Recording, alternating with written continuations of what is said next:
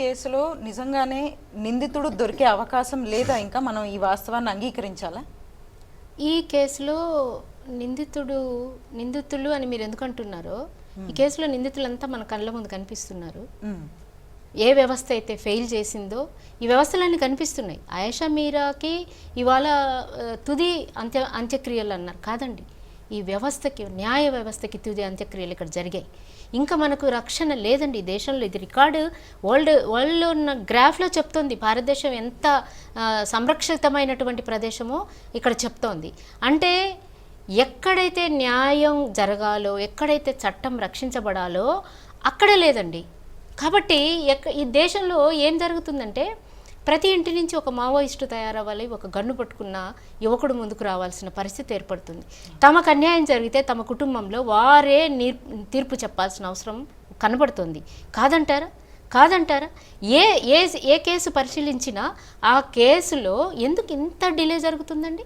అంటే నేనే చెప్పగలను, ఎన్ని సంవత్సరాల డిలే జరిగితే ఏ సాక్ష్యాధారాలు బతికి బట్టగట్టవు, అవి రూపుమాపేటువంటి అవకాశాలు ఎక్కువ ఉంటే పోరాటం చేసే వాళ్ళందరికీ శక్తి ఉండదండి. ఆ పోరాటాలకి ఓపిక చచ్చిపోతుంది. ఇవాళ ఆయేషా మీరా తల్లి పరిస్థితి మనందరిది కూడా, ఆ నైరాశ్యం మనందరిది కూడా.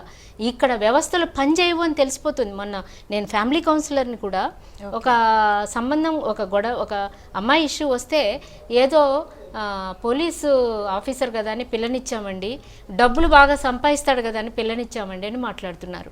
అంటే ఆ వ్యవస్థలు ఏవైతే రక్షించబడి న్యాయం ఇవ్వాల్సిన వ్యవస్థల్లో డబ్బు సంపాదన బాగుందని హ్యాపీగా ఓపెన్గా చెప్తున్నారు.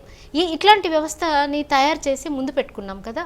మరి ఇప్పుడు కలకత్తా ఇష్యూలో అమ్మాయిని, మెడికల్ స్టూడెంట్ని అతి ఘోరంగా చంపేశారు కదా. చంపేసినప్పుడు అక్కడేమన్నా నేరస్తులు దొరకలేదు. ఆమె వ్యవస్థ గురించే ప్రశ్నించింది. ఆ వ్యవస్థ గురించి ఆమె కాల్ రికార్డ్ డిలీట్ అయిపోయింది. అంటే ఫస్ట్ చేయవలసిన పనులు, ఎక్కడ నేరం జరిగినా అక్కడ ఒక ఆఫీసర్ ఉంటాడు, ఎవరు బాగా సాక్ష్యాధారాలు రూపుమాపుతాడు అని పట్టుకుంటారు.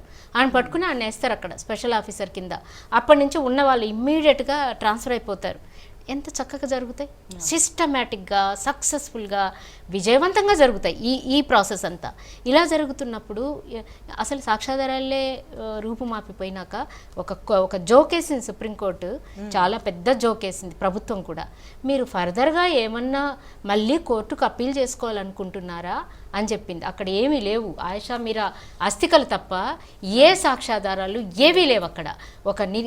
ఒక సాక్ష్యాధారంగా నిలబడిన నిర్భాగ్యుడైనటువంటి సత్యంబాబు జీవితం తప్ప అక్కడ ఏమీ లేకుండా వాళ్ళు ఏమేసుకుంటారండి కోర్టుకి?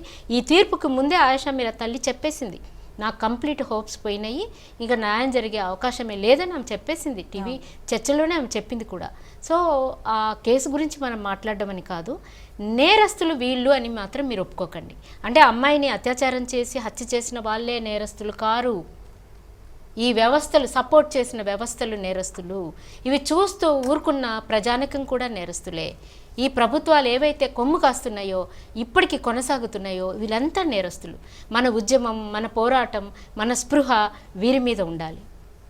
ఒక ప్రత్యూష, ఒక ఆరుషి తర్వార్, ఒక ఆయేషా, ఇట్లాంటి సంఘటనలు వింటుంటే గుండె చెరువైపోతూ ఉంటుంది. ప్రతిసారి మాట్లాడుకున్నప్పుడల్లా బాధ అనిపిస్తుంది, కానీ విచారణ మాత్రం ముందుకు వెళ్ళదు. చాలా బాధ అనిపిస్తూ ఉంటుంది మనకి. జరిగిన పరిణామాలు చూసినా, లేకపోతే తీర్పుని చూసినా సరే మనకందరికీ ఏమనిపిస్తూ ఉంటుందంటే, ఖచ్చితంగా అంత్యక్రియలు అయితే జరిగాయి ఆయేషాకి, మళ్ళీ జరిగాయి అంత్యక్రియలు, కానీ ఆత్మకి మాత్రం శాంతి కాలేదు. ఒక మాట చెప్పదలుచుకున్నానండి, వీటిని మనం ఎలా ముగింపు పలుకుతాము అంటే, నాకైతే ఒకటి ఏమనిపిస్తుందంటే, ఏవైతే ప్రజల్ని పాలించే ప్రజా ప్రభుత్వాలు ఉంటాయో, ప్రజల చేత ప్రజల కొరకు ప్రజా ప్రభుత్వాలు ఏర్పడతాయో, ఆ ప్రజలు ఎవరన్నది మనం ప్రశ్నించుకోవాలి.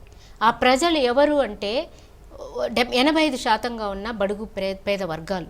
ఆ వర్గాల చేతికి, ఆ మహిళలకి 50% అబవ్ ఉన్న మహిళల చేతికి రాజ్యాధికారం రావాలి. వ్యవస్థల్లో వీళ్ళ ప్రాధాన్యత పెరగాలి. పెరిగినప్పుడే ఈ కష్టాలు పరిగణించబడతాయి, వీటికి సొల్యూషన్ రాబడతాయి. ఎవరైతే మోర్ ఆఫ్ ద విక్టిమ్స్ ఉన్నారో, విక్టిమ్స్ 12-15%కి ఏముందండి, మనువాద దృక్పథంతో పరిపాలన చేసుకుంటూ దోపిడీ వ్యవస్థల్ని తీసుకొచ్చిన వాళ్ళు పరిపాలనలో ఉండకూడదు. మహిళలు పాలనలోకి రావాలి. బడుగు బలహీన వర్గాల నుంచి వచ్చినటువంటి బాధితులు పరిపాలనలోకి రావాలి. అదే ప్రజాస్వామ్యం. అలాగే ఈ కేసులో కూడా దోషి తేలే వరకు, దోషి బయటకు వచ్చే వరకు కూడా ఆమె ఆత్మకి శాంతి రాదు అనే నాకు అనిపిస్తోంది. చర్చలో పాల్గొన్న మీ ఇద్దరికి కూడా ధన్యవాదాలు అమ్మా. Thank you so much. Thank you.